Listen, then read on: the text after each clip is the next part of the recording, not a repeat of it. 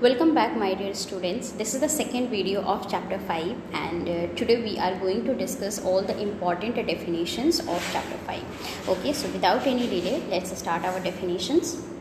First definition what we are going to discuss is nutrients. Nutrients are the important substances that are present in our food. In our daily life, we used to eat a different type of food, okay, including the junk food like Maggi, biscuit, chow mein, or the healthy food like rice, chapatis, bread, vegetables, fruits. Okay, every day we are having the different type of food, but some of the content is important every day. Why? Because the requirement of that food is very essential in our day-to-day life. So what is present exactly in the food for that we all are eating? Every food is having the specific type of substance that our body is needed for for the function of our body in a different way. Our body need to grow also, our body need to fight against the diseases also. Okay, so our body need energy also. So there are the different substance that fulfill our need, our need of the body. That substances are known as nutrients. Okay, nutrients are simply, if we will say, then nutrients are the substances that are present in the food and that are required by our body. What are the different nutrients? There are 5 types of nutrients, okay, like carbohydrate, fat, protein, vitamin and minerals. Okay, so these are the 5 types of nutrients that is present in the different type of food that we consume every day. Okay, so in short, what are nutrients? Nutrients are the important substances that are present in the food. Number 2 is roughage. Roughage cannot be considered as the nutrients, okay, but yes, it is very important. Many of the cereals and the grain are having the nutrients, but some are not. They are also having the fiber. Okay, fiber is one substance that is present in the food, but that are known as roughage. But roughage does not come in the category of the nutrients, but it is also very important for our body.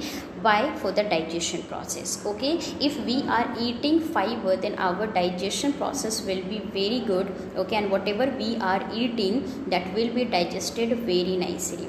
Digestion is very important for our body, because whatever we are eating, that must have to be digested. If it will not digest, then it cannot be absorbed by our body. So to digest our food nicely, so that our body can use all the nutrients, for that fiber is very important. Okay, so the fiber is present in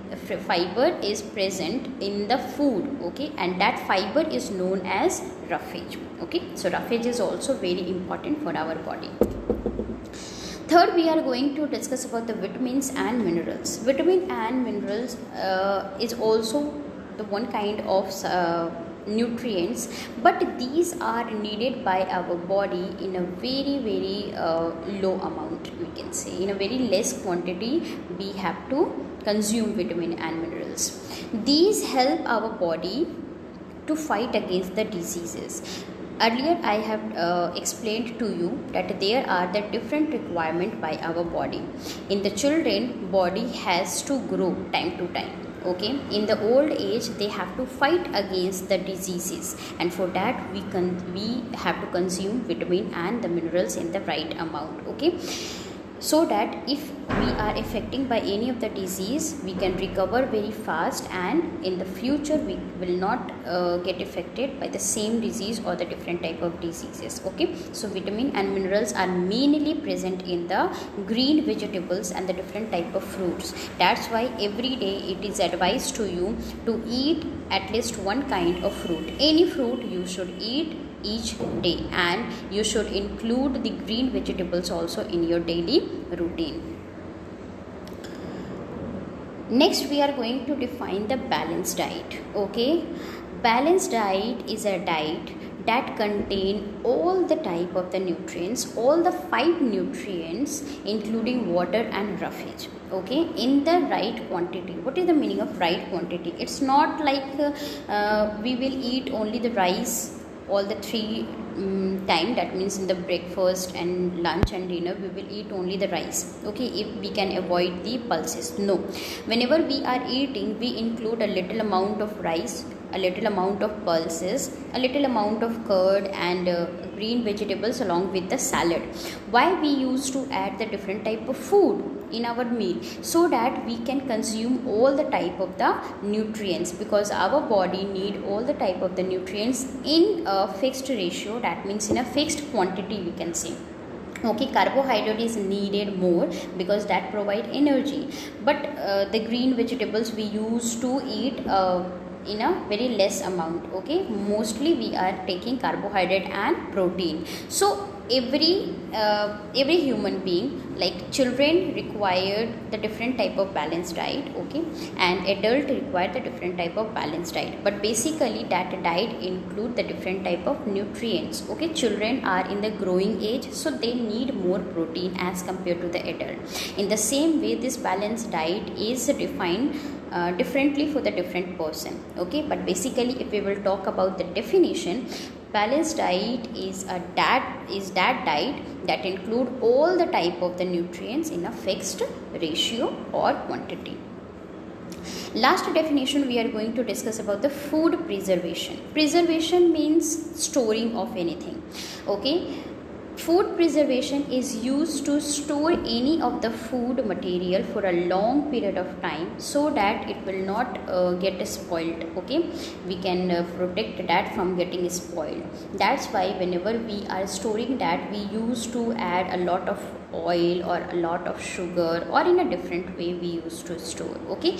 Why? So that it will continue for a longer period of time, okay. So food preservation is the method of storing our food material that will not get spoiled for a longer period of time, and we can use that food for a long period of time without getting affected with that, okay. So food preservation is very important, because you all are knowing all the time all the type of vegetables and fruits are not available in our market or in our surrounding, okay. So if we are using this food preservation, we can enjoy all the type of the food throughout the year, okay.